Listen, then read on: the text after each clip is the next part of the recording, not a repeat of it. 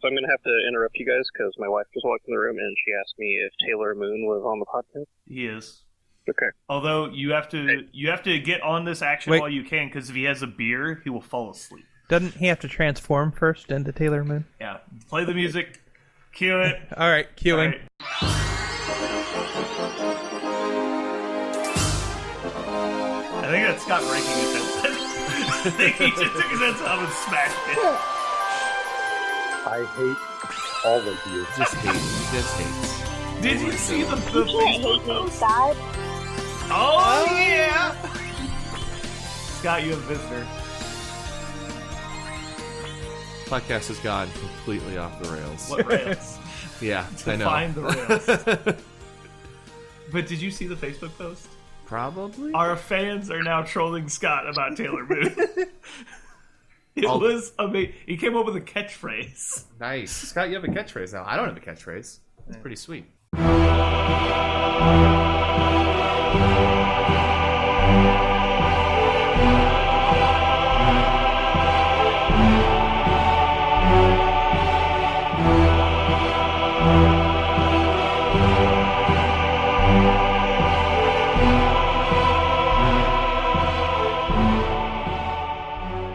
Hello and welcome to Learn to Wargame, the audio podcast. This is Brandon, or Muteless on the forums, and I play Kador.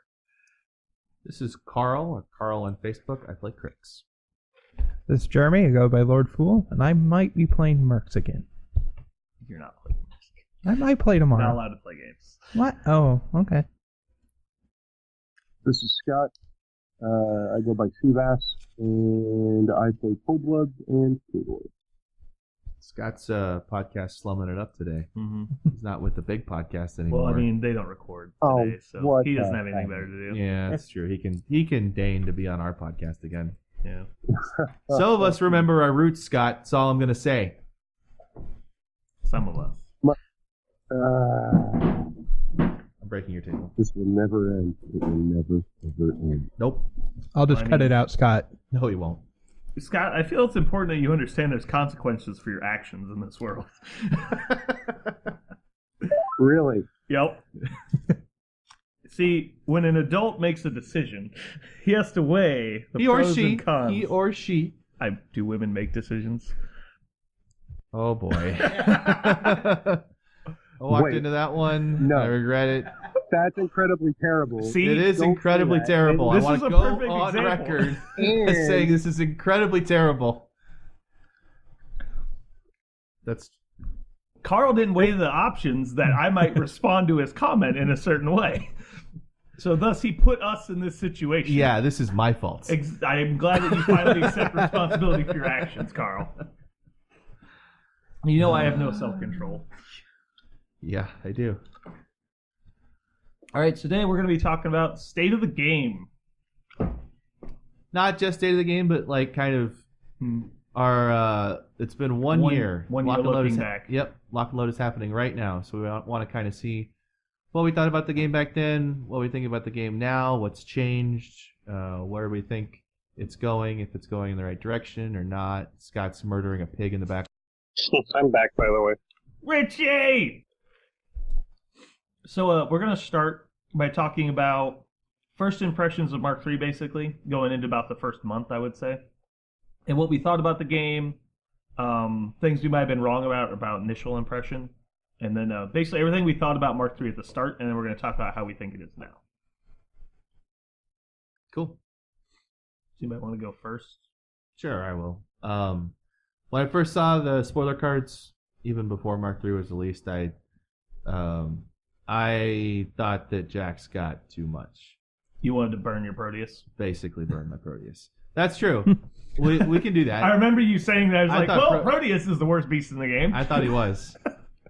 He is not, in fact. He's actually not bad. But I thought Kador Jax were too cheap. I saw Kador Jax ban becoming a real problem. I don't know if it's been a problem. It's definitely shaped the meta. It's definitely a thing. Obviously, Mad Dog's got nerfed.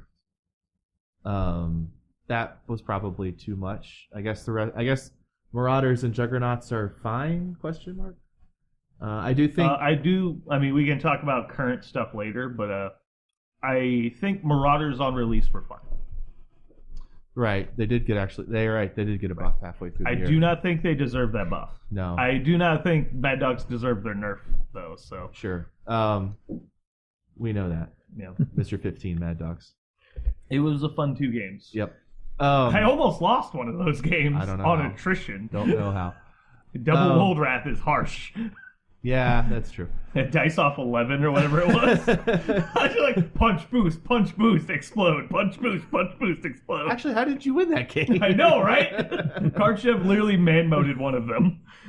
I can see that. So anyway, Bad Dogs got nerfed. Marauders got buffed. Marauders might be too good right now. I don't know if that's true. The Khador Jack spam definitely is something I saw at the start of Mark III, and it's definitely here and seems like it's here to stay.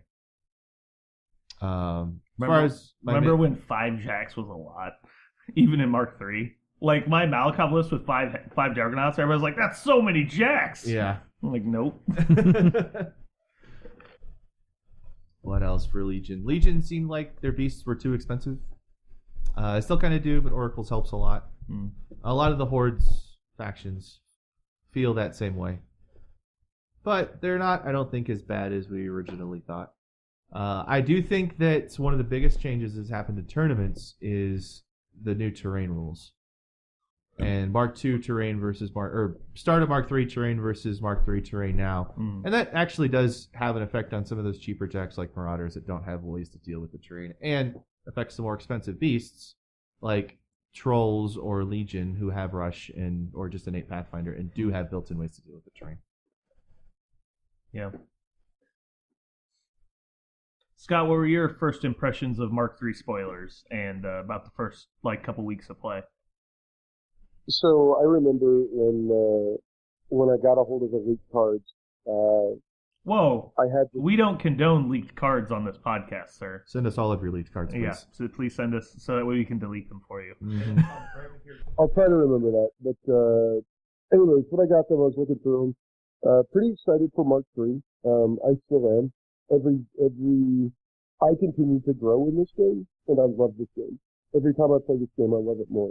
So for me, Mark III, because at the end of Mark III, I feel like I kind of hit this squad. I really wasn't going anywhere with the game. I didn't feel like there was really anything I could do. And then and there's a lot of changes that happened at the beginning of Mark III for me. So me personally, during the spoiler leaks and all this other stuff, that happened during MomCon. So I got a chance to meet Brandon. I got a chance to get out, and I started kind of opening my eyes a little bit. So it's hard for me to look at Mark III and say it's just Mark III that I was excited about, because there were so many other things happening at the time that were really exciting. As far as right now goes, when I first started playing Mark III, 5 Jacks was a lot, right? I remember playing a Butcher 1 list that had double Grolar, triple Juggernaut, and people in my meta were like, that's so much armor! And then now it's just nothing, as far as how things shape, I can honestly say I'm legitimately really excited for the direction of the game right now. I'm kind of semi paying attention to the CID stuff. I'll play a couple CID games when I get a chance, but it's not a focus for me. It's not a driving force. The driving force for me right now is just looking at the meta and figuring out a way to play it. I was wrong about a couple of things in my first impressions. So my first impressions were Trix is fine. Come to find out, Trix wasn't fine. I thought Trolls were much stronger than what is commonly agreed upon. But I still hold out on that one, and I still feel like Trolls are fine. I disagree with your statement as being factual. I was pretty sure you thought Trolls were terrible at the beginning of Mark II. I remember a phone call I got from you where you were about to sell and burn your Trolls. No, sell them to a guy and be I'm sorry they caught on fire, and I already spent your money. Yeah. Shipping insurance. Here's a video of them on fire. No, when Trolls came out, before I picked them back up, into Mark III, like, because going from Mark II trolls where nothing you had ever died, and it was literally the most unfair game you could present to your opponent. And then you go into Mark III where like all of your stuff's dropping like flies and jacks are so cheap, so you're like, yeah, I can take my 15-point Mauler, but my 15-point like Earthborn doesn't handle a 12-point Juggernaut or whatever the case may be. Like it's easy to look at that and that's that thing that you just kind of slide down that spiral. Now with a little bit more experience, a little bit more temperance, like I have a completely different opinion of trolls. There's still some things I think need to be brought up to bring them in line. But as a whole, like North super sweet, like a lot of the changes, like to trolls have like there have been some meta changes around trolls that have really helped them. Like Gembjorn actually is showing up really simplistically. That's really exciting. So like we have like a fairly good answer to one of the most problematic matchups in the game. And then on top of that, like we have answers to armor, so we can actually stand to the case. So like a lot of those initial first reactions were wrong. Like I thought trolls, like I had my opinion of trolls and it waxed and it waned. I had my opinion of crits and I was obviously off base on that. I didn't think Jack Spam was going to be as big of a thing, and then it obviously exploded. So like I can honestly say throughout my journey in Mark III so far, there's been a lot of surprises. I'm probably the only one here who's going to say this, but I actually like Steam Forces, and I like the way they work, and I like the direction where they're going with. In terms of like making it intuitive to reach for a thing and say, oh, okay, this is what I want, and like, or this is what I want to play, and like usually, like, it's kind of like this all encapsulated thing, and it makes it easier, and I actually really like that. So like, and I'm excited for that, and I'm excited to see where that continues to go. So that's kind of been my Mark III year. Team forces are definitely one of the major changes that's happened to the game since the start of Mark III. I like team forces quite a bit. I think they're fine. I don't have a problem with team forces at all. Mm-hmm. I like Kingmaker. Yeah. You don't like the Rulik one? I don't play Rulik. No, you should play Rulik. Nah. I'll even give you a pre-painted Gordon. I already have one. But it's not pre-painted. True, it was not pre-painted. All right, Ritchie, what were your first impressions of Mark III? Okay. All right. So, generic melee beat stick jacks were too cheap. Power up on range jacks were probably too good. Beasts were too expensive. Pre-measuring the sweet. Crick got hit with a giant nerf hammer. That was and no one cared because it was Crick. You're like, oh, we're crying, and you're like, oh. I saw the spoiler rules, and I was like, oh, I looked at my Convergence faction, and I went, oh, this sucks. So I found someone who wanted to trade Convergence for Legion, so I did that. What? You found a person that would do that? That's a pretty good trade. Yeah, I got that's where all my Legion stuff came from. Wow. I need to give you my 40k army to trade. About 6 months before Mark III was announced, I traded an entire Cator army for a Crix army. Nice. Good job. Yep. How'd that go? I play Crix now. Luckily, you already had all those Crix bottles you needed. Yep. Like the Revenant crew that I didn't have. Yeah, nobody had. Yeah, those are my initial things for Mark III. I like how the rule set was simplified a little bit. But yeah, those are my initial impressions. It turns out that 10-point heavies are too good. So how does that compare to now? Do you still think that? Yeah, but they're obviously still too good. I'm adding something. Range jets with power-ups with powerful shot are too good in any way, shape, or form. Yes, power-up is probably too efficient with some of the lights. I agree that cheap range jacks with powerful shot are too good. I think it's okay for beginners to have powerful. Can we just say, hold on? Can we just say Charger? Hold on. Can we just say jacks that are less than 11 points and have auto 2 shots and powerful and power up? Those might be too good. So let's just say Charger. Yeah, the Charger is obviously one of the models that's very hard to balance. And in Mark II, no one played it. The Gun Bunny too. The Gun Bunny's fair. Yeah, it's true. Powerful shot models that don't cost double-digit points.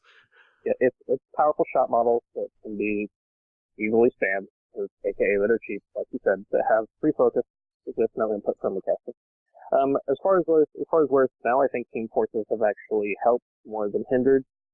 They do stifle like list design, but that good option stifle list design. Mm-hmm. And the fact that you always take the most efficient. I think theme forces are interesting. I don't know. I wasn't on the Theme Force podcast last week, and I don't know how much you guys talked about this, so I don't want to repeat stuff. I'm super excited for Grim King because I bought 2 army boxes and a death now. I'm excited for the Black Fleet stuff that was spoiled at Lock and Load. Scar 3 looks pretty cool. I was telling Max about it earlier. Dash, guided fire, I didn't know her spells were spoiled.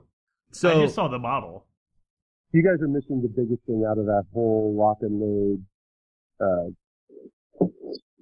Probably not. Heavy Man Wars, because that's definitely the only thing that matters. Heavy Man Wars. Heavy Man Wars looks so badass. Full blood heavy. Oh god, the baller or whatever it is. The only thing that matters is that Grimskin got hold of all the other stuff.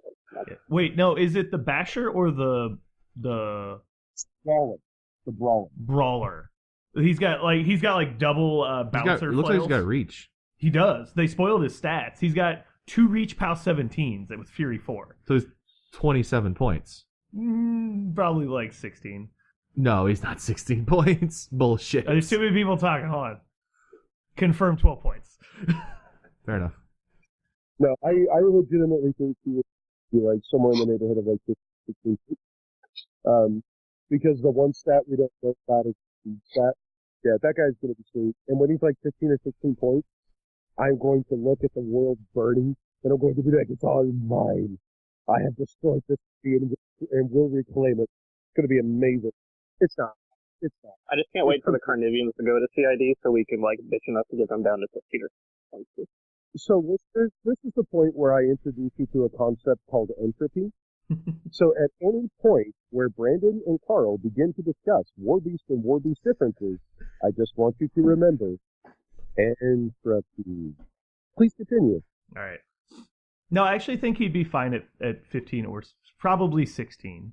I could see 15 depending on his other stats. Like he could be speed 4. Like he could be armor 17. Like there's a lot of things that we don't know. It's probably not armor 17 because he's a troll. Probably not. Since there's no troll heavy that's armor 17. But it's always first time. He does look pretty badass. Man, if I can only think of an arm 20 heavy that was map 7, power shrink 19, and 2 reach attacks, speed 4. Oh wait, 2 reach attacks is pretty sweet. 2 reach attacks is pretty sweet. That's true. Fury 4 is pretty sweet. The reason why that's super exciting is because trolls specifically have been begging for a 2-inch melee range heavy for longer than I have played trolls. The thing that surprised me was that he has 2 reach attacks. That was really what surprised me. Yep. No. You can't release another troll generic heavy that doesn't have reach. You just can't do it. You would have had such a riot. That is the problem with it. I think 16 points would be fine. I think Scythians should probably be about 16 points, so I think he would be fine at 16 points. Same POW, 2 reach weapons, probably roughly the same speed, maybe 1 less. Higher armor, but no Pathfinder, access to different and just as useful animi. But I don't know if you ever play an Earthborn again. Earthborn will almost undoubtedly be cheaper and has interesting abilities. They don't do the same thing, so they don't really eat the same spot. But we've kind of gotten our impressions of Mark III, how we think the game is different. What do you want to talk about next? CID. CID is a big difference. CID is a big difference. Let's talk about how we ranked the factions first, because CID is definitely a new thing. Okay, so we can rank factions. So I don't want to spend a whole bunch of time on this. Do you remember what we ranked them at? I think we said the top 5 was some combination of Khador, Ret, Circle, and I think Signar. Khador, Ret, Circle, Signar. There's one more. Legion? Do we put Legion in the top 5? I think we argued Legion was middle of the pack.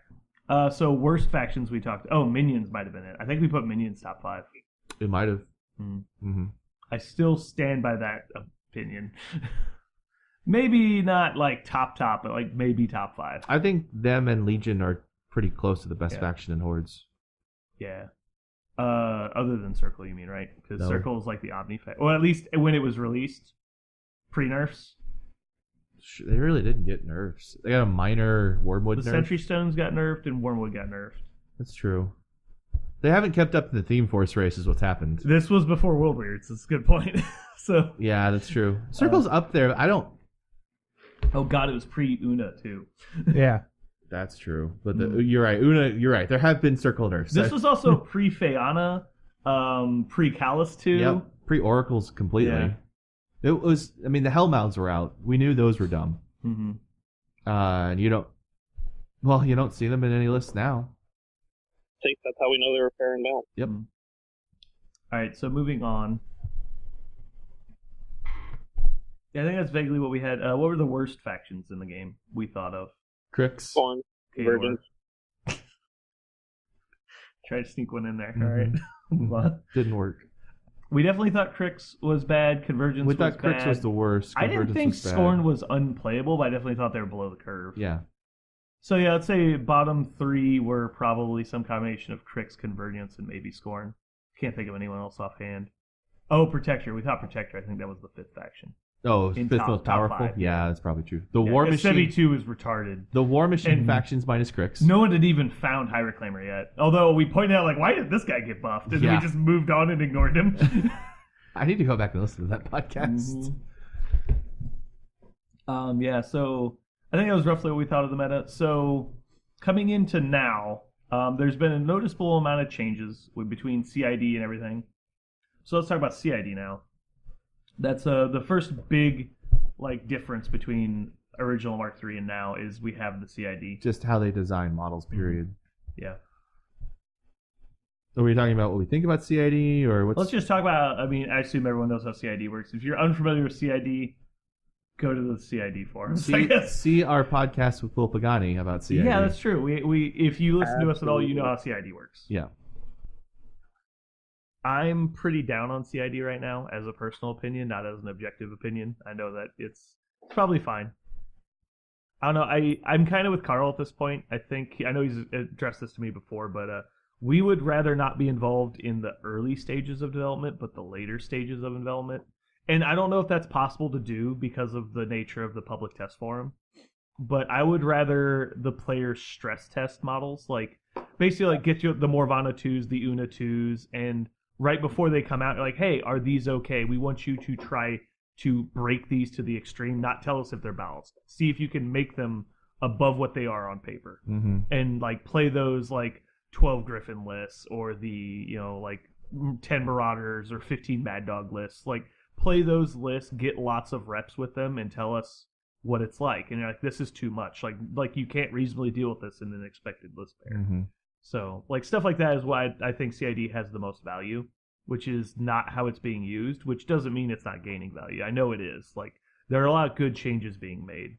And even at this point, the things that have been released from CID, I don't really have a problem with. No, they've been okay. It's mostly that having it out in the open just makes people more vocal, and generally all the vocalization I get is just negative stuff. Everyone's always complaining about stuff now. And maybe it was like that before, but I just didn't hear them as much because they didn't shout as loud as they do. They right didn't now. have a forum. Yeah. Or they had the Premature Press forums, but nobody went there. Right. They all That was ignored them. like the little toxic pool of death that we just left on the internet where no one could see it, and then they closed that basically. So Yeah. now everyone goes to Facebook to talk about it, Mhm. and I don't know.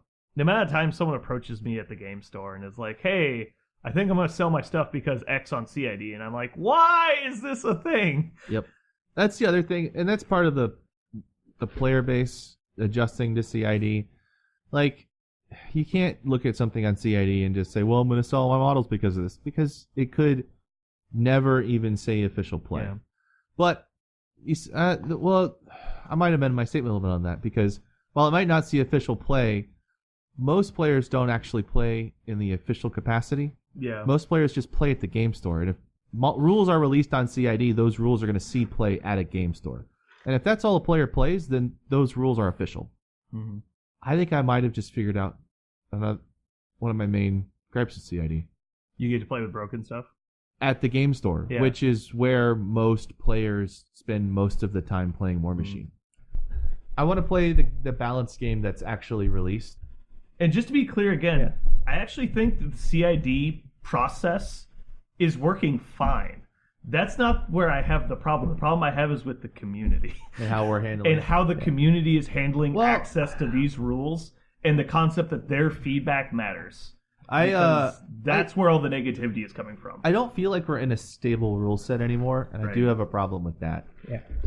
I think you're just about to go there with the MMO talk, but and there's a difference between MMO and tabletop games. When you can make changes, you can make weekly changes to an MMO because you have all the data in the world to analyze and make justifications for those changes.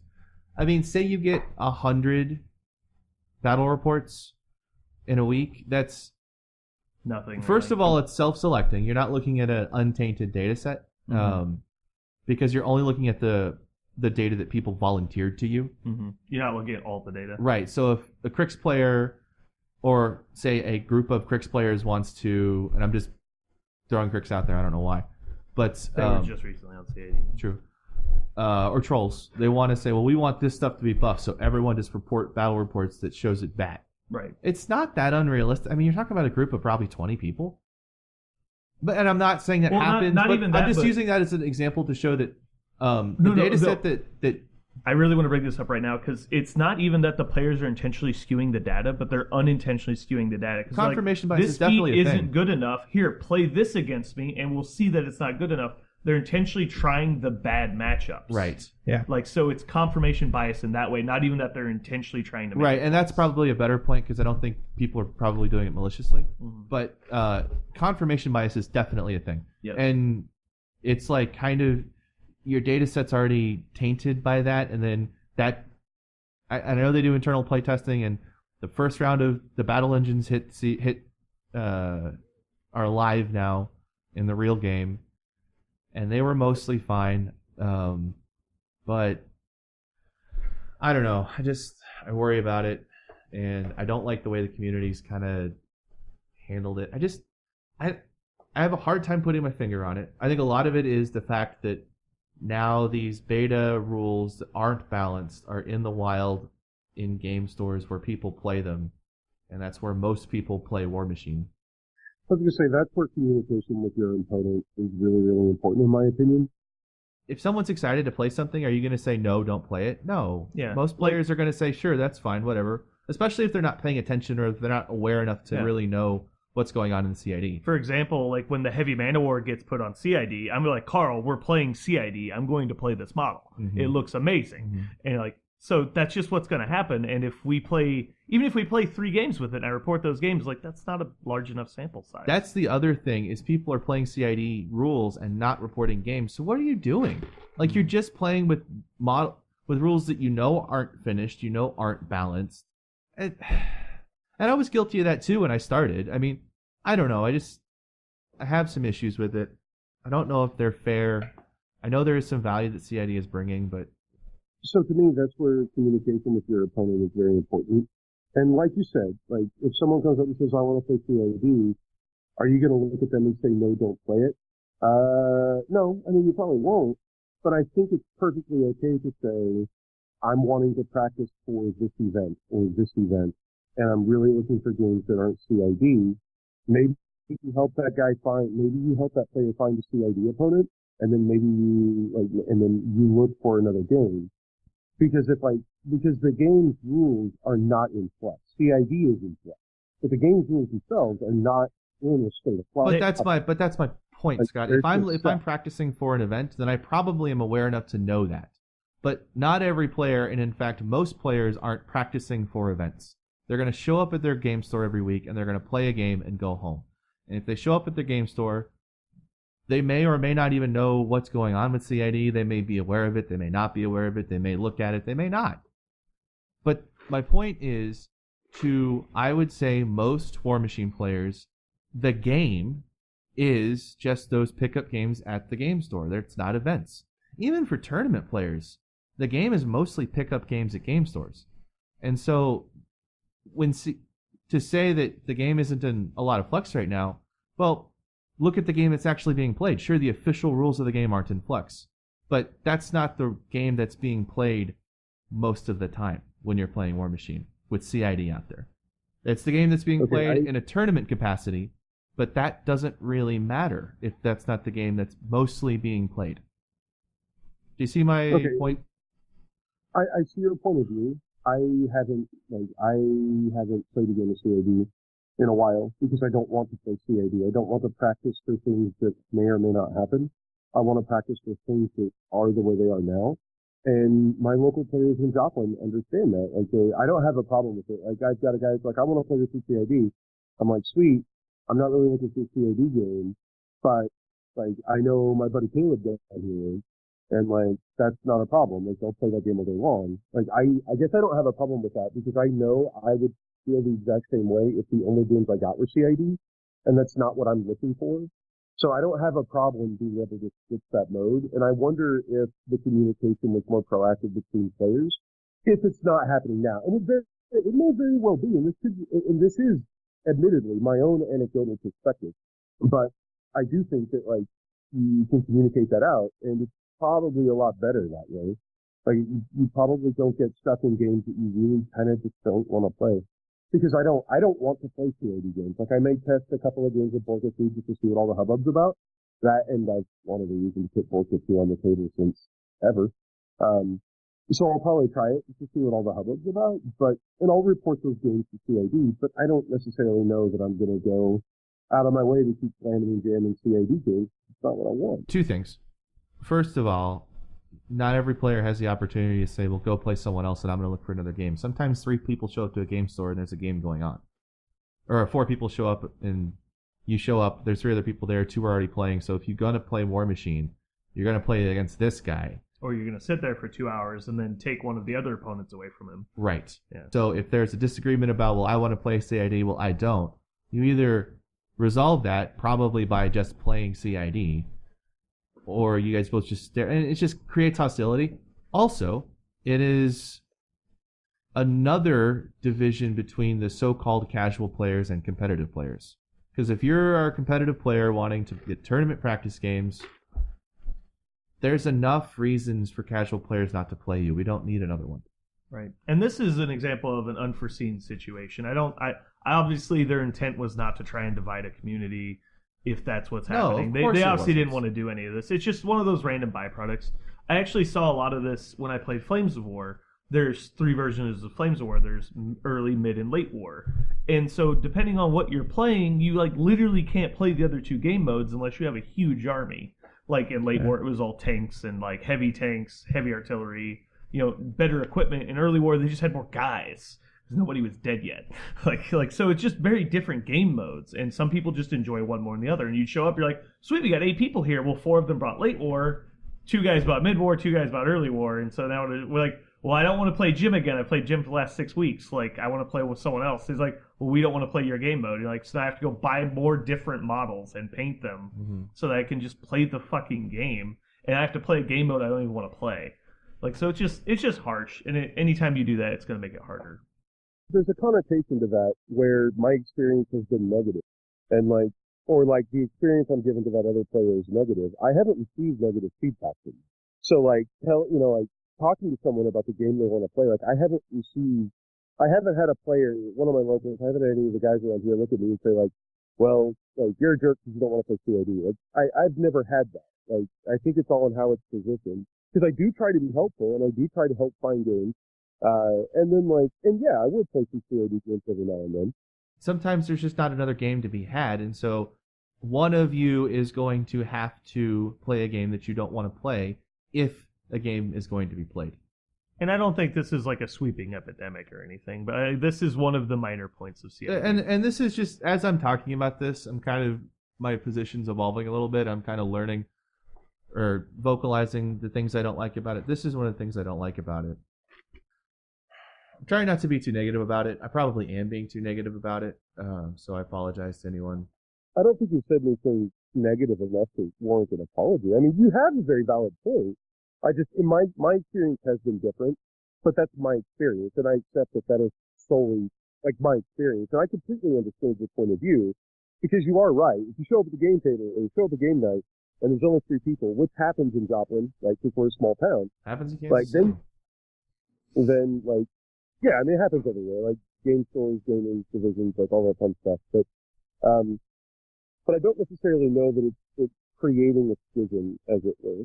I don't think it's creating a schism, but there is kind of already a tension between the so-called casual players, and this is in some metas more than others.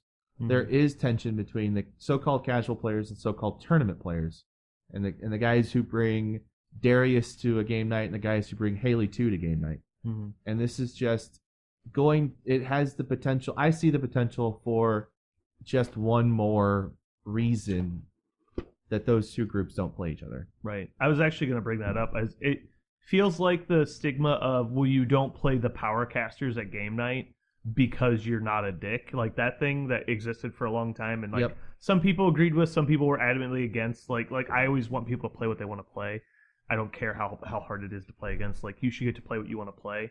Except this is actually a different situation because we're playtesting rules that are in, like, by definition, not balanced yet. Yep. Like, we are trying to see if they are.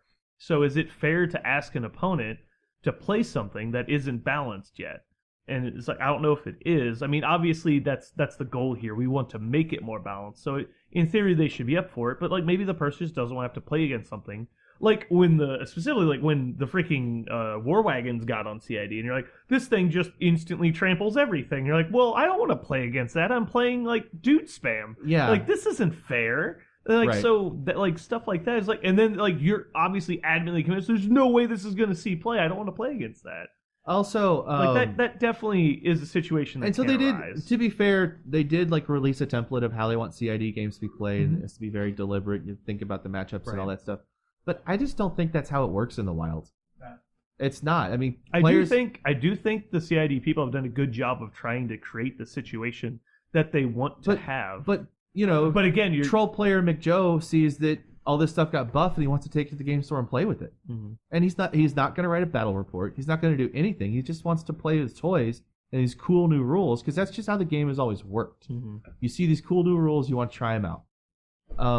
And so part of it's probably the community adjusting to it, but I also I don't know if this is really being implemented in the best way. Yeah. And this what was it, like a year ago they tried to do all the beta groups? The playtesting groups? Yeah. Yeah, it was last fall. I don't remember this. Yeah, we applied for one. Forget. Oh, that. I thought you meant faction groups. No. Okay. No, and see, and that part of it is like I just always thought that's how it should be. Like there should be a heavy screening process before you get yes, I agree. allowed to, and I think we can officially say because we got an email, like we weren't even selected. So like we had a group of what we thought to be very level-headed, objective thinking people that knew a lot about the game. Like, and we did everything we could. We had several prep sessions basically, and then we sat down and applied for it, and we didn't even get selected. It was like, okay, well this is a very like heavy screening process. Like we didn't even get a response for months. So I'm like, well, if we're not on that level, then clearly they're doing a good job selecting who needs to be there. And I was very happy with that. And then turn around and like, oh, everyone's allowed to say whatever they want. I'm like, and then I go to the forums and I'm like, and the like that guy was complaining about that's like, long riders really need a survivability buff. And I'm like, how can you say that? They're the hardest heal cav in the game. Like that doesn't make any sense. Yeah, and then in the CID they get an armor buff. I'm like, are you kidding me? Like how did this happen? Yeah. So I'm like, and I just feel like they're just scrolling down the Facebook pages and clicking on what people are complaining about. I was like, let's buff these things. Like, and I know that's not what's happening. They're not, and I know but Bugatti has said on way. this podcast that they're not, and they're really trying hard to screen out the noise from the signal. But like the fucking desecrator, like that pisses me off so much. I know you went off on it a couple weeks ago, but I did. That pisses me off so much. And yeah, we should cover that because I don't know if they're going to know what we're talking about vaguely. So the argument that, well, my Scather template model needs to have a new rule that doesn't hurt friendlies so that I can charge the model I shoot. It's like, well, there's definitions of that objectively not working that way in other factions. Like Legion. Yeah, like Legion has 1-inch reach weapon masters that you want to shoot a heavy They're with. Only hard-hitting infantry they have. And finish it off. And you can't shoot it with a Ravagore and finish it off. And you know what? You really can't shoot it with the other heavy gun in the faction, because it is Thunderbolt. You might push it out of charge range. Mm-hmm. Like, come on, really? Yeah. And then Desecrators get changed just so because it works, because, well, that's just how it should work. Yeah, well, maybe that's why Horde should be a separate game. It's Strong argument. Yeah, Jeremy. maybe it should. I don't know. Just fucking blow it all up. Burn it down. It's just so. The problem I see mainly with CID is what the player wants and what the developer want are not the same thing. Like, they are not. Mm-hmm. So, and that's what I'm worried about, is that when people are like, well, I want this to work this way because that's the way it should work, is like, well, that's the way that benefits you the most. That doesn't mean that's how it should work. And like the Scalar template is a prime example for me of why it's like, yeah, that's how the game works. Like, if you put this hazard down that no one can move through, that includes you. You can't go there. Like, Grimm's Trap was another example. Like, I had my opponent drop Grimm's Trap, he's like, oh yeah, I need to move my bomber there. Walks the bomber in, rolls an 11, his bomber falls down. He's like, well, I deserve this. I was like, yeah, you do. Good job. And like, he said, I deserve this when he fell down. I was like, yep. And it's like, so he should go on CAD and say, Grimm's Trap shouldn't affect friendlies. It's like, it's a trap. Yeah. You know where it is. Well, and not only that, like, players and developers have different wants and they understand the game differently. That's fine. But players and developers also play the game differently. Yeah. And I don't want to play the game as a developer. That's why I'm not one. I want to play the game as a player. And that's what I want out of the game. That's why I play it. I don't want another job. I want a hobby. Mm-hmm. I don't know. Yeah. I'm sorry, we don't mean to keep talking over you guys, but we got hung up on this topic and just keep going at it. Sorry. I'll But as someone who's played a lot of CID games, I have something to add if you like. Please go, yes. So I've played a lot of CID games specifically centered around the fact of Grim King because I saw the aesthetic and I saw like some of the rules of what they want to do. And I was like, I want to play that. It looks like Tim Burton, and I love Tim Burton. So, but I read through like all the documentation. Like, playtesting games are not actually supposed to be full games, and you're supposed to like try this and try that, and try the other. And so that's what I would frequently do. And I would always level set my opponent beforehand. Especially with easy with Grim King, you had to proxy everything anyway. It's like, oh, you want to play that? Okay, here, I have this stuff. Let's play this instead. So that's what I did. So part of it is the onus on this person who wants to play like CID rules. Like, they're supposed to actually read the other document and say, like, we're only looking this for feedback, and please submit feedback. It's not actually about winning the game, yada yada. Sure. Yes, I know that.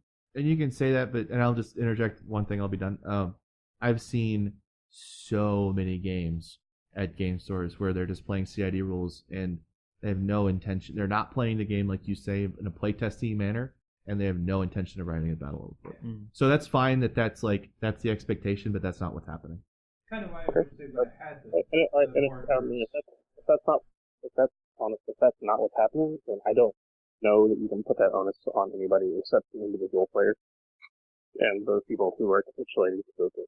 Sure. Well, sure, That's what he's saying. there's it's definitely creating a some situation in which those people do that. And that didn't exist you before. can't just say that. You can't just be like, well, it's their fault, because there's definitely It is their fault. It is their fault. They're doing it. Yeah, but there's also a lot of social pressure, and they showed up to play a game. So if the only person that is available to play wants to play CID, well, I'm either going to go home and jerk off for 2 hours, or I'm going to use the models that I've spent money and painted and play a game of Warmachine, because it's what I do every week. You can't just say, oh, it's their fault. It's, whatever. I don't think that's what he's saying, that people are actively just not doing it right.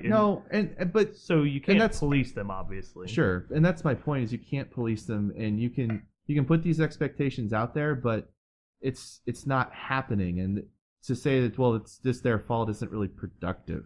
I mean, the fact it's not happening, you can apply to anything. You can say, well, we're not supposed to power attack our own models anymore. But I'm sure there are random Joe Blows around game stores who don't do anything except the core rulebook. There's things like you said, like that's the game night, and they still charge their own models.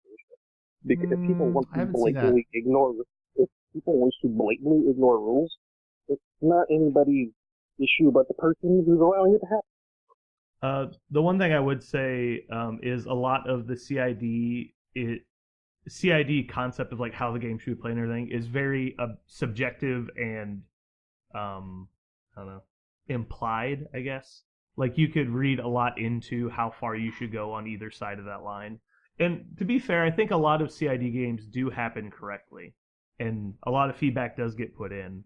But obviously, a lot of feedback gets put in because there are battle reports generated. But right, and that's but not nearly all of it gets put in. Mhm. So that affects the games that are getting played. It also affects the data set, because if you're going to make decisions based on a data set, and you can call it scientific at all, and it's not the entire data set and it's self-selecting for whatever reason, then it's really hard to look at that as valid data. When you go to a game store and you play 3 games and you go home to report them and only have time to write one battle report, you're going to probably choose the one that most represents your point.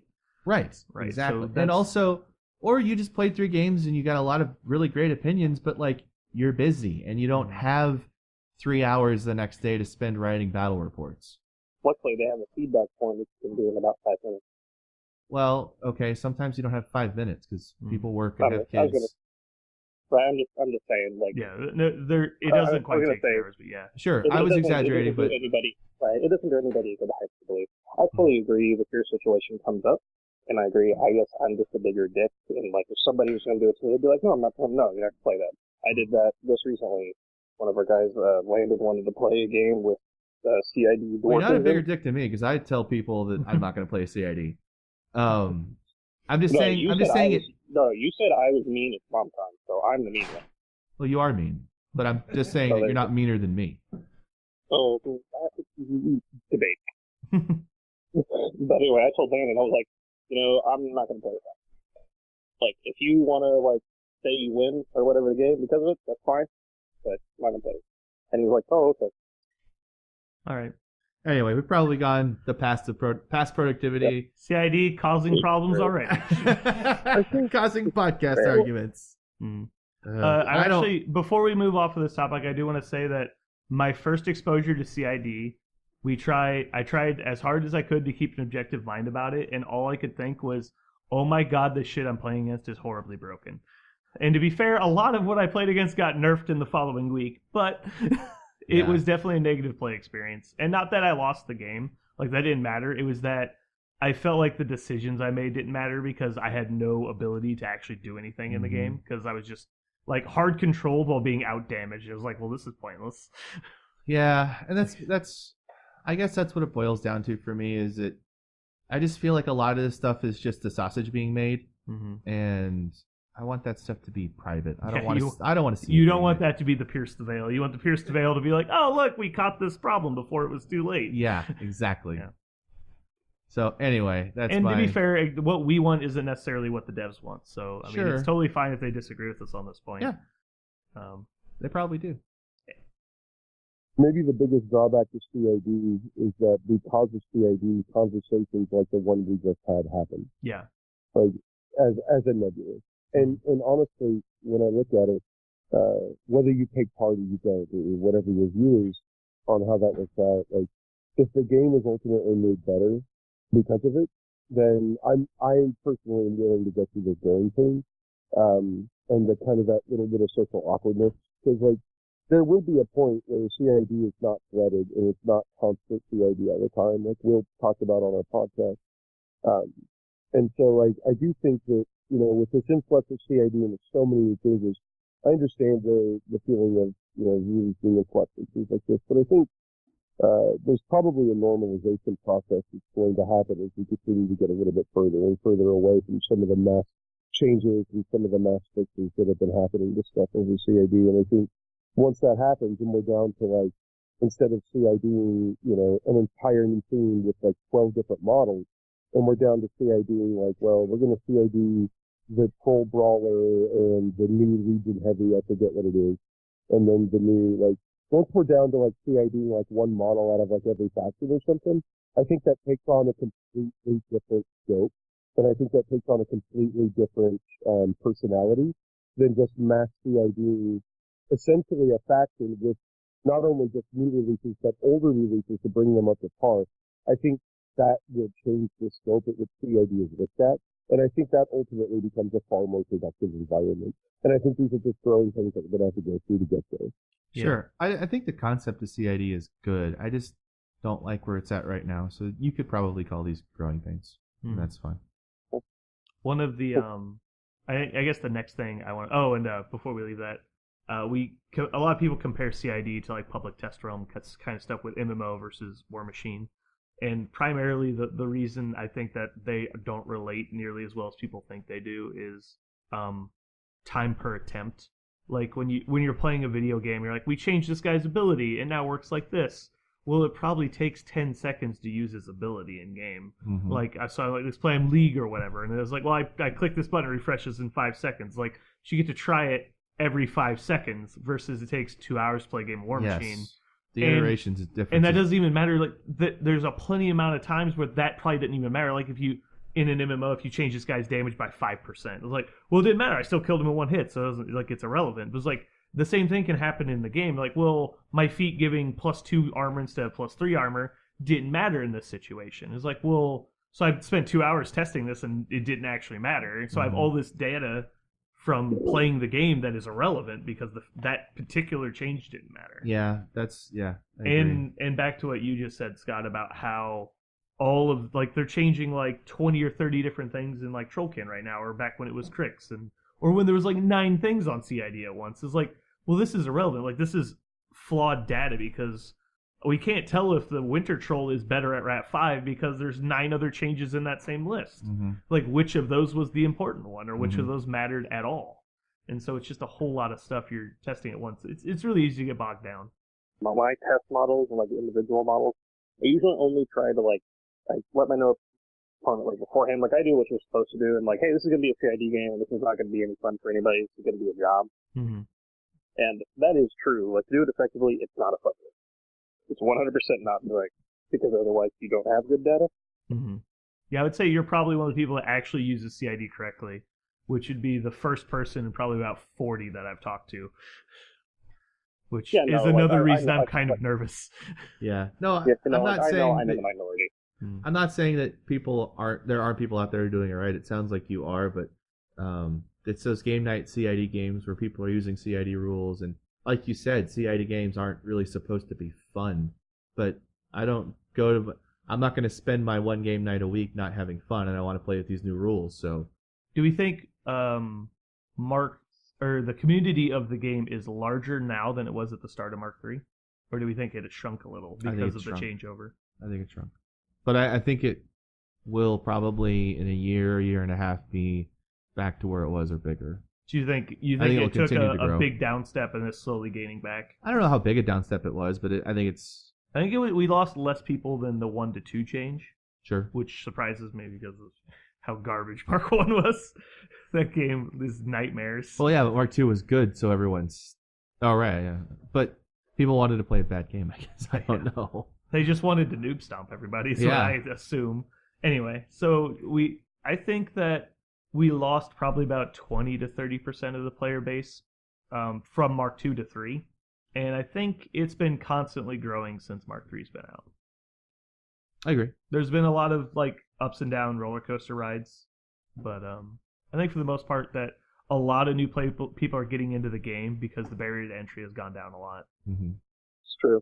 Actually, I think Theme Forces help a little bit. I think Theme Forces help, and I think pre-measuring helps a lot too. Pre-measuring helps so much. True, for sure. Just how Jax work now, Jax and Beast work now, resource allocation is not as hard for new players. Because not that the concept is difficult, but understanding that fine line of when to stop taking Jax was so hard for them. Because like, oh, I'm just gonna buy a third Jack because this thing's cool. It's like, yeah, but that's you don't understand. This is an exchange for this model, not you're gonna play both of them. He's like, no, I'm gonna play both of them. Like, well, that doesn't really work. Like, well, in the battle box, like the feature of the battle box is Warjacks. That's what makes our game different and cool than the other one. And the focus manipulation of the game in Mark II, it was almost non-existent. It was like focus was for casting spells and fully loading your trade piece. That was what focus was for. And that's not the case anymore. Right. So that's definitely helped a lot. Theme Forces do help people. The all-in-one army boxes, which came out towards the end of Mark II, those are insane. Yeah, those are good. Like we had a local troll player just get into the game, and it's like, so you buy the battle box, you buy the all-in-one, you have 75-point army, good to go, and you're like, oh wow, like that was easy. I kind of wish they would just make that a constant deal. They probably lose money on it, but so a rumor I've heard is they're going to be annual boxes for the most recent Theme Force. But that kind of sucks for the players who get involved, who want to get in the game in November. Sure. Well, you can't maintain those boxes from a company standpoint because they're selling them noticeably below their cost. Sure, that's what I'm saying. They're Sure. standard, Yeah, not below cost, but noticeably below their margin. yeah. So the company No, is no, taking. they're absolutely not getting anything. For Yeah, this. they're basically selling them at cost. Sure, they're a low cost driver. I mean, you that's first one's free. Mhm. You get them into the game with Right, exactly. Yeah, So it's worth doing. Yeah, the economic term you're hunting for is a loss leader. It's a loss leader. Oh, let's not forget that they just absolutely gave the rulebook for free online, yeah. and now all the cards. Yeah. Which Yeah, has anybody had to pay for Grimkin? No, it's free Yeah. if you had everything. If you Okay. bought the ultimate bundle or whatever they call it, it's free. Okay. If you didn't, Yep. then no, you have to pay for it. And they gave us the $20 discount if you owned everything in Mark II. So Mhm. I think when Mark 3 came out, we did reach a lot of folks. I don't know what the percentage is, but which is In Mark- justifiable. I mean, not every game is for everyone, even if it's, in our opinion, the best game.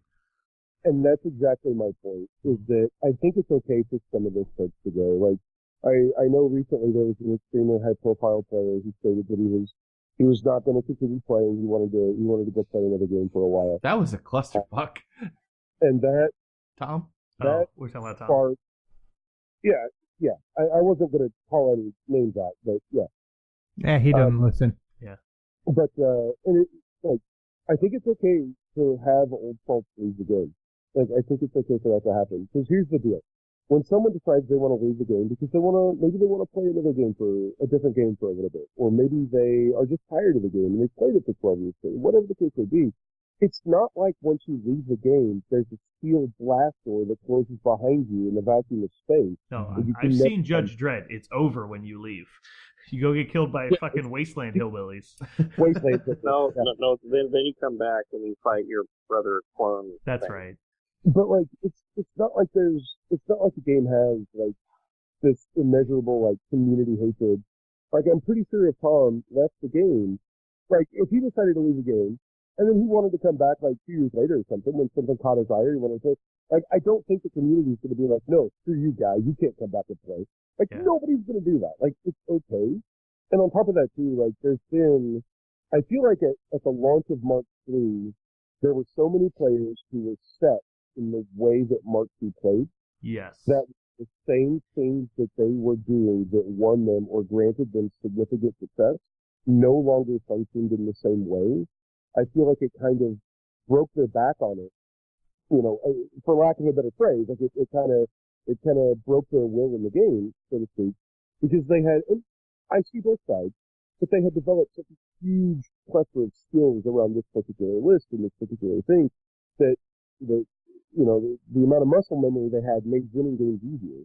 So I understand, like, when the game significantly changes in that perspective, maybe they don't want to invest that much mental energy into it anymore, and they just want to walk away. And there's nothing wrong with that. No, that's, in fact, I think it's actually good for the game. I actually do too. I think at certain levels it is good for the game. I think the only thing that I actually have concern about is when the people who are leaving the game, they don't leave the game going, okay, well, the game has changed. It's maybe not necessarily what I want, or I don't want to invest that much time in the game anymore. It's when they leave the game and then the game is garbage. I can't count how many times I've read comments like Warmachine is a dead game. There have been several comments by several players who have voiced that concern. And again, I think the thing is when they leave and then they leave with that kind of a frustration. Like, I mean, it is unfortunate when that happens, but honestly, if that's their mindset of the game and they're not willing to make constructive steps to fix their mindset, and not saying that they need to change not the game does, but if you're spouting this from the rooftops and a lot of people are disagreeing with you, it's probably not your game, or you need to understand where the disconnect is. So, exactly. I mean, that's probably, they just need to step away either way, reevaluate the game as they see it, reevaluate the way they're playing the game, or just step away because it's not for them. Like, that doesn't mean that they have to play the game. What are we even talking about anymore? Just the way the community is rotating. Okay. All right, let's talk about... I mean, what more do you want to talk about? Are we... let's talk about... I don't want to say like an evolving meta, because that's kind of where we are now. I mean, a more aggressive errata cycle and how it's kind of changed, or maybe just our outlook on the different factions now. like how they've changed from what we thought they were? I Or do you think want to it's talk about really- theme forces? Because that's pretty much the other topic. I think I don't know if I have too much We're more to done with say. themes. We're so done with themes. Ritchie wants to talk about Grimkin. I know nothing about Grimkin, so I won't have anything to add to the conversation. I would like to talk about I don't know, like our initial impressions. How were they different than what we thought they would be at this point? Like our initial impressions of the game, that like Ritchie talked about earlier, like 10-point jacks are too cheap, blah blah blah. Were we pretty dead on our initial impressions? Because I don't feel that way. Like I feel like Well, exactly initially, what we thought, I but- saw a lot of people going, I'm just going to do straight warjacks. So when they spoiled Mark No III, one thought they'd do straight war beasts. when they started spoiling Mark III, Hungerford came out. He's like, all right, well, this is what's going to happen. Everyone's going to spam one thing, and they're going to think it's the best ever, and then someone will beat that, and then they'll go to this, and then eventually we'll land in the probably about 75% battle group, 25% support area. I mean, he was pretty dead on for the first 6-month cycle. look at Signar. I mean, Kara Sloan Hunters was Yeah, like that was ending the game. list. They nerfed her in air quotes and made her stronger than what she was before. Yep. And then she's not even played right now. Like she's not good enough. Mm-mm. Like That's true. It's because they released that other all best range caster. well, that no, kills but she you wasn't no matter really what played you do. before that. I can tell you the I'm number of saying, times the existence of KM3 and the Charger does not help her. it No, does but- not help her. No, Sure, but she wasn't really played before that. right? That's true. She had fallen off a lot. I mean, in roughly most 500. likely because I think it was Jaws of the Wolf probably because it took away AD from the Hunters, so that changes the matchup of thing that's really for. Well, they just lost. They don't. Well, Yeah. See, this is my problem with CID. Yeah. Moving on. Actually, I don't think that was it because it's like I made this analogy a lot in 40K. Space Marines can beat anything if they know what they're going to play ahead. So Kara Sloan could beat anything in the game if she had a heads up before the game and could build her list to beat it. But if you build the 10 Hunter list, you beat Jaws, but you lose to Legion of Steel. Like hardcore, you lose to it. So it's that she gets caught by too many things, and if you build the balanced Kara list, she loses to a lot of skews. So she just didn't bring enough to the table when your other list pair is Haley. Because Haley basically just covers all the things Kara covered. She just did it without shooting them to death. So, I don't know, it was interesting. But Kara is obviously a good caster. Nobody's going to argue against that. But she's not, I don't think, a tournament staple because there's multiple other casters that can fill her hole. so to speak. Right, but when we first saw the cards, we're like, this is ridiculous. Like, there's no way they can ever let this through because it's just not fair. Right. But it turns out it wasn't that bad. And that was part of the thing that had everyone in an uproar. Like, Kara Sloan, they don't know how to design a game. Well, apparently she's not even that good. We don't know how to evaluate cards. Yeah, Arkovich. I have not seen a more polarizing caster. Half the faction, half the Kador players thinks he's like the best caster He's in the the game. savior of the faction. Yeah, and half the Kador players think he's Like, absolute garbage. He's like right ahead of Sorsha 2 and Zerkova 2. Yeah. Yeah. It's like, well, if you don't know how to play the game, go ahead and slide him in there. But if you know how to play the game, just get something good in there. I don't know. How about this? How's Karchev doing? I think. Well, I mean, his feet got nerfed, but I think Karchev's. If you're gonna play Jack Spam and you're like dedicated to having Vlad run your Winter Guard list, I think Karchev's who you play. I would agree with that. Not because he runs it like better than Butcher or Harkovich, but he takes an avenue to victory away from your opponent because he Camp is 6. impossible to kill. Yeah. Yeah. Camp 6 Karchev with Yep. 5 mechanics behind him. Yep. Yeah, I should probably start playing that. Nope. Oh yeah, now that I have the Bane Thrall theme for us, go ahead. Love the Karchev Robodope. That's the best thing ever. Mm. Like you put him out there and you're like, oh look, he only has like 2 focus on him.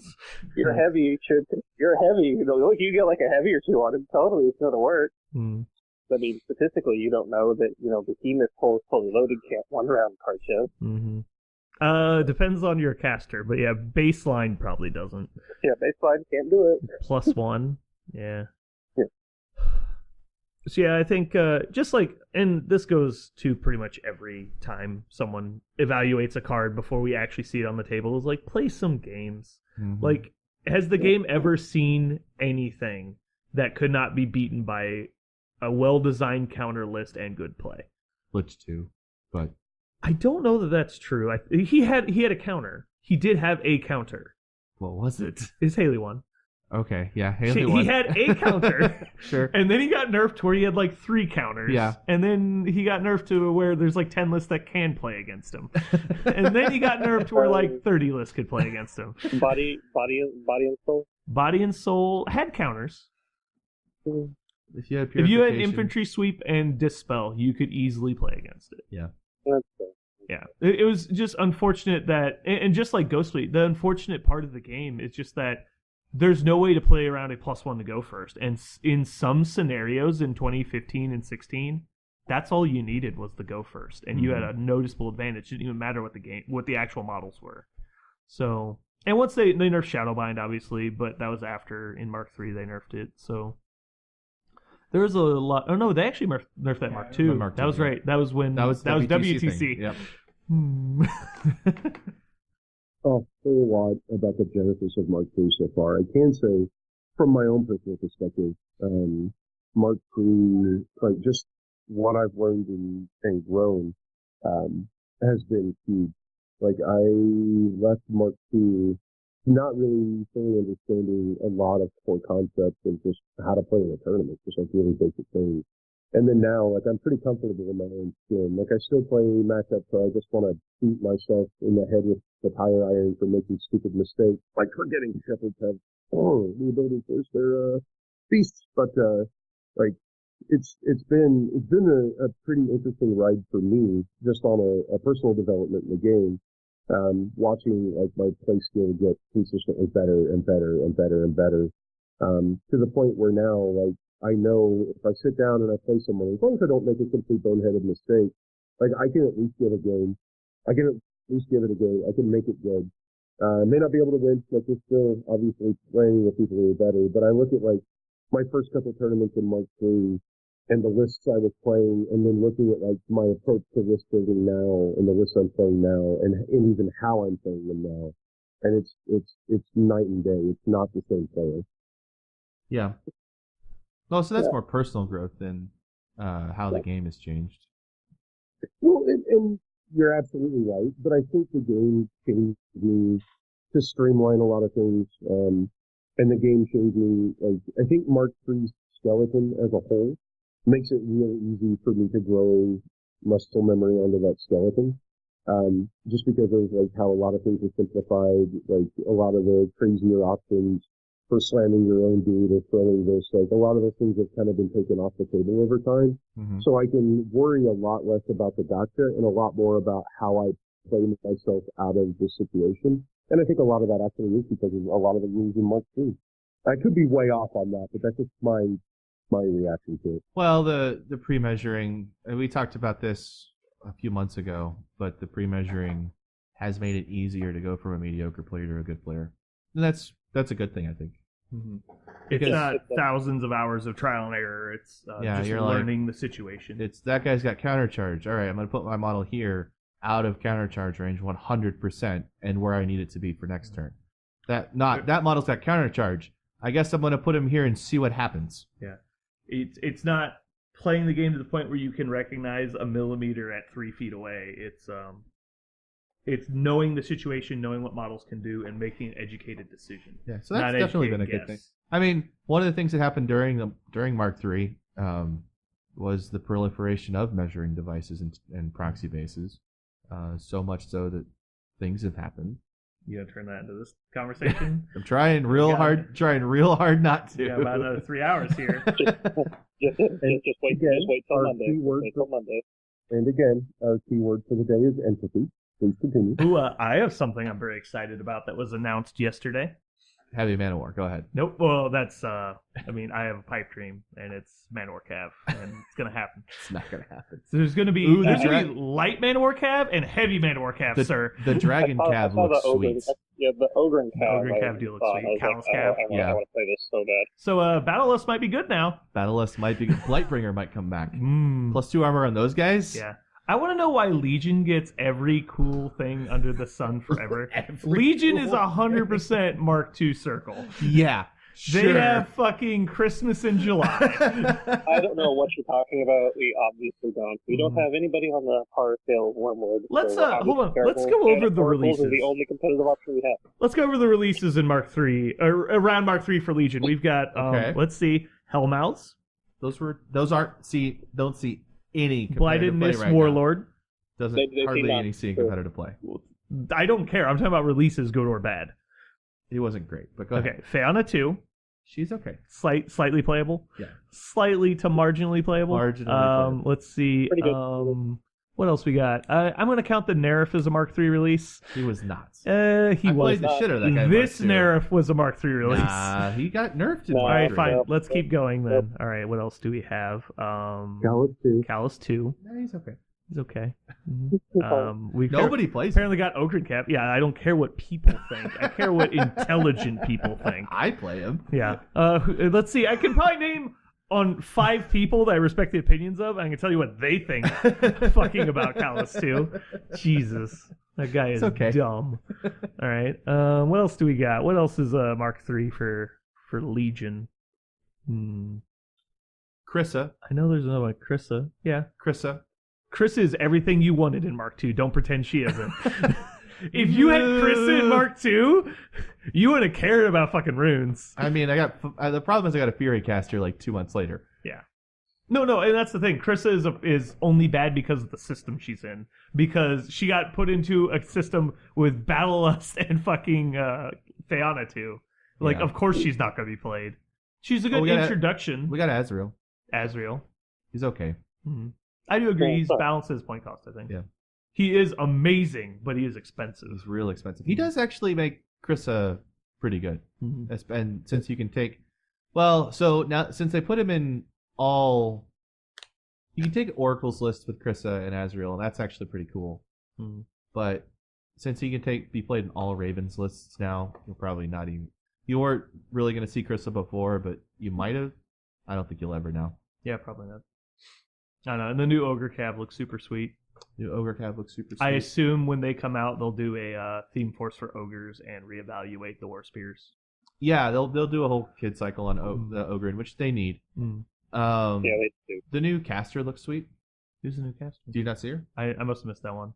Yep. I was like half awake when I watched it. Oh, I don't want to. Just vague overview. What is it? She's an Ogre caster. Oh, okay. What does she do? That sounds familiar now. She's supposedly Yeah, I remember her now. Yeah.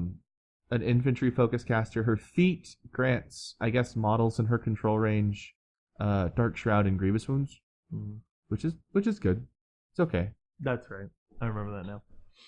No, from the Doomshaper 3 players sitting across the table. No, That's the scariest thing on the I mean, planet. I could just play Assault Commandos. Yeah. Everyone freaks out. It's like you realize I can stop anything from healing, basically. It's not that big of a deal. Oh, the new Legion character heavy looks pretty cool. Yeah. Oh, like yeah, bird. the bird. Oh my gosh. Yeah, it's going to be her character heavy. It's got POW 14 finisher and Lightning Strike. It's an Archidon. It's basically an Archidon, yeah. Yep. We're getting another magic unit with Puppet Master. And Hex Blast, I think. Sure. Ice Cage. I know they have Ice Cage. They have Ice Cage, they have Puppet Master, they have another one. And we're getting another caster attachment that grants Oracular Vision to the caster. You get a rack.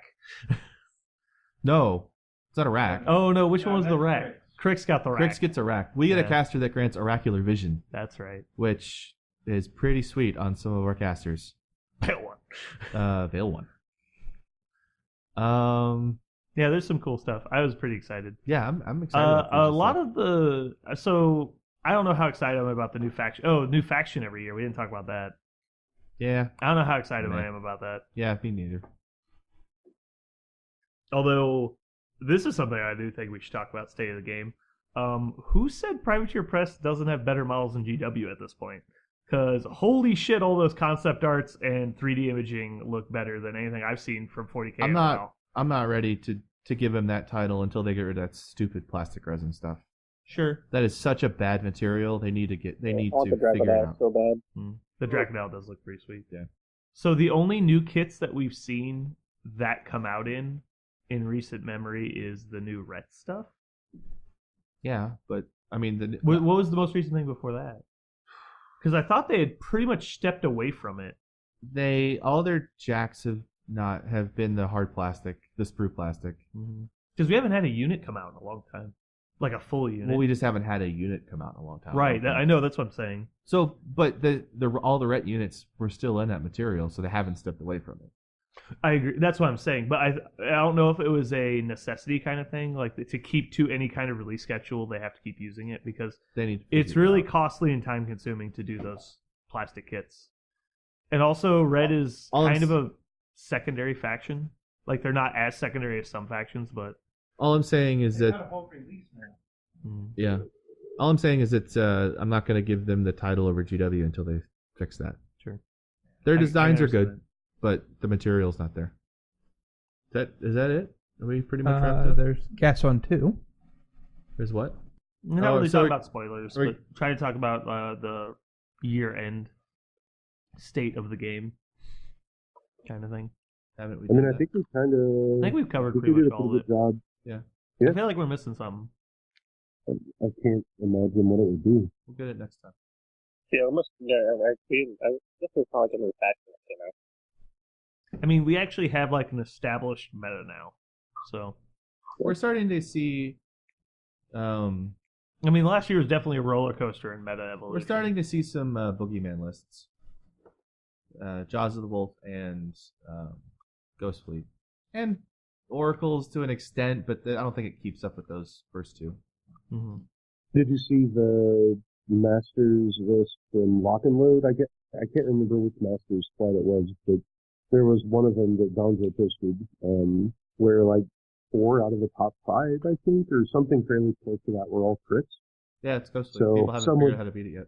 Well, a lot of theme forces can't. That's true. That's part of my problem with theme forces is by discouraging people from playing out of theme, and I've said this for a long time. When people approach me about theme forces, like eventually the skews will get to a point when skewing harder doesn't beat them because someone is best at skewing. You'll find that person eventually. Might be Jaws, might be Menoth, might be whoever. It doesn't really matter. Then you need to break theme to beat them because you actually need the tools. You need the tech. Yeah, you need the tech that beats them. And most theme forces don't allow said tech. Yeah, Legion doesn't have a theme force that beats Jaws. I don't think Legion has I'm sorry, not Jaws. Ghost Fleet. I'm not convinced Legion has a list that beats Ghost Fleet. Right. So that's one of the cases where you kind of just have to hope the meta scares them away. Which is not happening right now. It's not because everyone's playing theme forces. And I think there's maybe 2 theme forces that let you actually play against 2 theme forces like Wombo combo it. Which the 2? Defenders of Ios and the Troll one. The 2 ones that grant everyone in their faction, everyone in the list Takedown. RFP. Yeah. I think so, but you have to build the troll list to actually beat Ghost Fleet. So it has to be a melee theme force that beats Ghost Fleet. Yeah. Which is possible, but it's hard. Sure. Probably worth it right now. Because both Denny's are really good at shutting down melee. True. But yeah, I would agree that they of all definitely have the most chance. Like 3 units of Halberdiers will probably just mulch it because they're just too fast. And especially in Ossian, because then you have a Shatterstorm unit on top of it. Yeah, so you can even have a unit of guns just tearing them apart. Mm-hmm. And Hypnos can Shadowbind the Wraith Engine. Mm. It's like the worst matchup ever for Ghost Fleet. Maybe rep players should learn how to play the game and fucking go play. Oh fuck! No, it's only direct hit. I was gonna say put that on the battle engine and just have it remove 8 inches of fucking guys. So that's where I was at on theme forces. I thought that once the skews got to the point where you had to get out of theme to beat them, like my Sorsha 2 list, I think beats Ghost Fleet pretty handedly, but it doesn't beat anything else because it's 15 points behind the curve because I'm not playing theme. Yeah. And everyone else is like not inside my, like it's such a different list that's outside my realm of, Well, you'll probably beat Defenders of Ios lists because Sure. it should be an infantry sweeper list. As long as it's not a bunch of stealth infantry, yeah. That's fair. So if it's not stealth infantry, I think I can handle it. But people don't play that. Yeah, you're right, because a lot of lists can handle it. It did surprisingly well into like Troll Brick Meat Mountain style, but I don't know if it consistently beats it. Double Warders and full champs was probably just too much, but it had a game at least. And I don't know. Basically, every game was, can I trick you into letting me kill you? before the game ends. It happens That's a almost- lot, but That's how a lot of Legion games go, Yeah. to be honest. Yeah, well, Legion's better at doing it than solo Sorsha. True. Because she gets no help. So I don't want to see them push people harder into themes, because all that ends up happening is you have to make themes so flexible that they beat anything, and it destroys the purpose of the theme. It becomes the new baseline. Yeah. And Well, it's going to. I think that's what their goal is. I know that's what their goal is, but like, if that's the baseline, why don't we just scale themes back a little bit and make that the baseline? Like, I know that's not what they want to do, but it causes so many problems to force people to play in theme. And when you're at such a disadvantage to break theme that there's no point in doing it, like objectively no point, then I don't know. It does and it doesn't. Themes do create an interesting design space where you just have to balance themes against each other, and it does let you have more design space with models that don't go into theme forces, because you can make them a little crazy. You can make Eye of Truth. Yeah, you can make Eye of Truth, you can make Helmouch, you can make Sentry Stones, you make all this cool stuff that exists outside of the curve, obviously, but restricts you to the point where it's hard to do. And they've said by the end of the year, every model will be in a theme force. Right, but there are theme forces and there are theme forces. Right. The good models, those out of the curve models could just be in bad theme forces. Sure. Or characters attached to bad casters, and that's part of the balancing act of that bad caster, is they have an amazing piece they can bring. Like Eye of Truth and I'm for fine with Malekith. that. Yeah, me too. But I don't know. I still think regular gameplay should be effectively allowed. I know technically it's allowed, but like technically I can play Mad Dogs, sure. But like it's no, I can't. I'm with you on. Yeah, I'm definitely on board. I want the curve to be not as steep. I'm definitely on board with theme forces. Balancing theme forces that way are fine, but I do think a non-theme force list should be a viable option. I think they are right now, kind of not as good. They might not be actually, but they feel to me. It feels to me you could take a non-theme force list to a tournament and still be fine. I think you could. If they do the changes to theme forces that they're proposing in CID, which is to allow you to take Merc and Minion models in them, then there won't be any contests. Yeah. There's no reason. There's just no. The only reason you're playing out themes because there isn't a theme force for what you're playing. There's no. Right. Well, the only reason you're playing out a theme is because you're teching for something. You're bringing that piece against Ghost Fleet that you need RFP for, so you bring in that RFP piece. It's just not a theme. Yeah, but when you can bring Ion and Holt and Reinhold in every theme force, then it's like, well, I don't know what to do about your skew anymore then. So yeah, it just becomes bring raw numbers, I feel like. Could be. So. And so we'll see. I mean, obviously they know a lot about what they're doing, because we have, I still believe strongly, the best war game that we've ever had. I think this is better than Mark II, and definitely better than the end of Mark II, and probably better than the golden year of Mark II. Maybe. And as much as negativity as we throw around, like it's a lot of the negativity, like the stuff we talk about, like the nightmare stuff, hasn't either happened yet or hasn't happened. So, and like we 100% thought Sloan was going to take over the game. Like we were like, she needs nerf now, 100%. Like, I thought Wormwood was going to take never over got the game. touched, and she's fine. I really thought Wormwood was going to take over. I did too. I think Jaws fixed him. Jaws and Me Not Jax, I think, fixed Wormwood. That's something I will say from my impressions. Protectorate has not done nearly as well as I thought they would. I don't know if it's that they are very boring on paper. Like they require a certain mindset to play.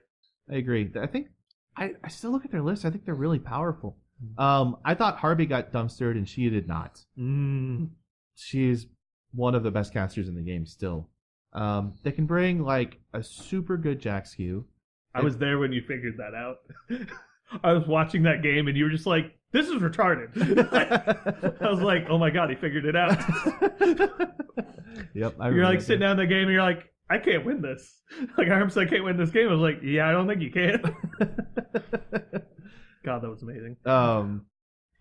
So for some reason, Protectorate is just not putting it together.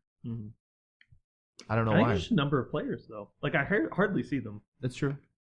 I thought Trolls and Scorn were actually. I mean, Scorn, since their buffs are fine, but you still don't see Scorn players. I think it's the same thing.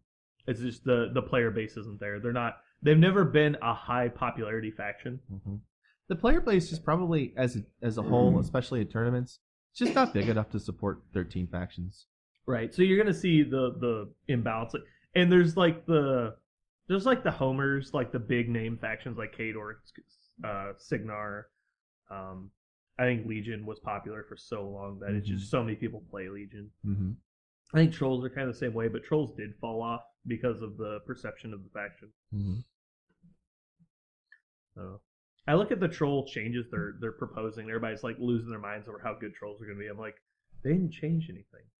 Like, it's a 14-point Earthborn fixture faction. Really, 1 point It helps. on a model you don't even play. It's like, no one's good. That doesn't matter. That's one of those, like, I've seen this in MMOs before. Sorry, not MMOs. MOBAs, where they like make just it's the cosmetic nerf. Yeah, it's just a minor nerf or buff that it changes perception more than it changes. It changes mechanics. nothing, but it gets people to play it, Mm-hmm. and then people play it and they're like, "Oh, this is really powerful." And it must have been because of the buff that didn't do anything. Yeah, I know. God, that was so frustrating. So and so got buffed. Everyone play him, yes! And you're like, he's unstoppable. It's like, they didn't do anything.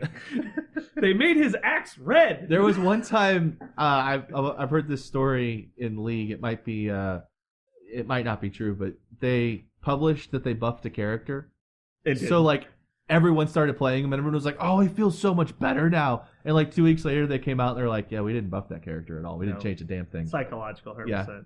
Yeah. So I think like the 14-point Earthborn change is probably just psychological. It's cosmetic. It gets people to put the Earthborn on the table and realize it's actually good. Do you remember when Bradigus came out and no one could get him to work at all? And then they published the Theme Force that didn't do anything but just gave him... The Theme Force did a lot. It gave you the Sentry Stones, but that's not why he won. Like, because Nis Hunters just came on the scene immediately and it didn't matter. Like, the Force Wall was nice, but you would just lose on attrition. It didn't matter. Like, he would still just crush people after they fixed him. After the stone change, sorry. After the triple stone went away. Okay. At that point, the Theme Force didn't really matter. Most people actually thought he was better out of theme. Not Circle players I knew and talked to. A lot of the ones I talked to did. Oh. But yeah, they would play him out of theme because they thought the one stone UA was worth it. Was worth losing the light because the lights didn't actually do much other than make forests. And once you give up on forests, if you play against someone who's planning to deal with the forest, they just have dead points. Yeah, but not every faction could deal with the forests. It's true. But at that point, every list you brought was tooled to beat 3 lists, and that was all they did. It's like, I'm going to beat these 6 lists because that's all I'm going to play against. You're like, well, if you play against those 6 lists, you will win. Yeah, and that's how you won. That's how you won tournaments. You got good matchups and had your counters. Yep. I feel like we've been talking over Ritchie and Scott. I think they just gave up. I think they're dead. Yep. No, I'm not dead. Oh. I'm just at my mother-in-law's right now, and I'm going to go eat dinner, so I actually have to go. Mm-hmm. Okay, well, we probably... Yeah, I think we're pretty much done anyway. It's been like 3 hours. So. All right. Great, so next time, you guys will not have shit to say, because I'll be talking about the faction that I'm going to be the person of. Next week, Khador review. No, we're not talking about Khador. We're not talking any fucking 10-point Marauder bullshit anymore. Yeah, we're talking. We understand that our 20 and 34 boxes. Yeah, 10 Dark points. Host was just put on War Room, so we need to do a yeah. review Let's do of a that thing quick for us. review. We actually need to do, because I actually made a super grindy attrition list, made my heart super happy with Dark Host. Yeah, you played Gorshade too, and they're like, I killed all your Banes. And you're like, no, you didn't. Yeah, I actually made it with Gorshade too, and it had 40 Banes. Yeah, yeah, exactly. It's exactly what I said. I did that once. Yeah. So someone killed 30 Banes, and I'm like, sweet, bring them all back. And he's like, oh. Yeah, I played that Gorshade 2 Team Force back in Mark II for a long time. I stole it shamelessly from Ryan Terraboga. And it was amazing. Mm-hmm. Yeah, it's a good list. The look of sheer horror on your opponent's face when they slowly began to understand that you were going to end the game with the same number of models or It's more. a lot like Ghost Fleet, actually. Yeah. It is a lot like Ghost Fleet. All right, well, are we pretty much done? Yeah. Cool. Thanks, Scott, for joining us. Not a problem, guys. Oh, but while we're pausing, the thing I was really excited about is Hungerford announced that every rule set in Steamroller 2017 is optional. So apparently every possible variant is optional up to the TO. Nothing is encouraged to be used. So Death Clock time turns, apparently all the way down to theme forces, kind of stuff. It's a list of a bunch of different things. supposedly this is what he said. I did not hear the direct quote, so I'm paraphrasing, but Well, everything is optional. Hopefully we'll get So some hopefully- official information on that. Tomorrow. Oh, Monday. Monday. It releases Monday. Mhm. He confirmed it'll be out Monday. Cool. Hopefully we'll have have something then. I'm hoping that like the pre-measure restrictions will be optional and a lot of other things too. Like maybe the Merc thing in Team Forces will be optional. Who knows? Oh, that'd be cool. That way it'd be easy. So- It's like, well, we want to run this type of event, and I hope it comes out like that. We want to run that event where pre-measure rules aren't dumb. And again, I really doubt anyone's going to hold anybody to that, but we'll see. We'll see. Also, if you come to the KC Masters tournament circuit, which means you're anywhere in the Midwest region usually, we are going to try a new system. Karl Karl that runs Warmachine Weekend, Hot Karl, has been Not talking this a lot lately. Yeah, not cool Karl, Hot Karl. It's temperature difference. But he was Karl talking Mo- about yeah, how go on. he thought a lot of non-theme forces needed like an extra 10 points to be on balance with other theme forces. And I disagree with that a lot because a lot of theme forces don't even give plus 10 points if you take the cheapest options. So it kind of defeats the purpose of theme forces entirely. But I thought that it was an interesting concept, so I'm going to try on all KC Masters tournaments going forward to do 20 points of specialists on any non-theme force. So if you have one list in Jaws the Wolf, your other list isn't in theme, the non-theme list would get 20 points of specialists. We're trying that out this weekend, actually. Tomorrow there's a tournament that we're trying it on. And if it goes well, it's probably going to be a pretty standard staple. Although these tournaments are all also Masters tournaments, so ADR is allowed, but for some reason a lot of people don't like ADR. I think it's usually because of the casters on the list. A lot of people probably feel if they're going to deal with the heaviest skews in the game, they probably have to take their whatever caster deals with it and not necessarily the caster on ADR. So, but yeah, so hopefully the 20 points of specialists will come out. I think that keeps non-theme forces very flexible and theme forces very rigid but efficient. So, Yeah, I like that. I liked it much better than the just add 10 points. to yeah, the I don't force think options. that just ends up being look at my not theme. Like, and I just think you're just gonna see the same skew list with mercs in them, Yep. which is Or you'll just see which another, would be bad, obviously. You'll just see. Well, no, you'll just see Jaws with another Marauder. Yeah, you'll just play Jaws out of theme and add a Jack instead of your solos. Mm-hmm. I don't want to see that. 11 Marauders seems not okay. What? What's wrong with that? Uh-huh. All right. Well, All right. Well, thanks for listening, guys. We hope you had a good time. Come on back and see us. Thank you. car ran real good Car ran real good. Team effort. Ritchie died. twice. Ritchie did die. Ritchie died. Bye. Everyone has to say goodbye. Goodbye now. All right. Goodbye.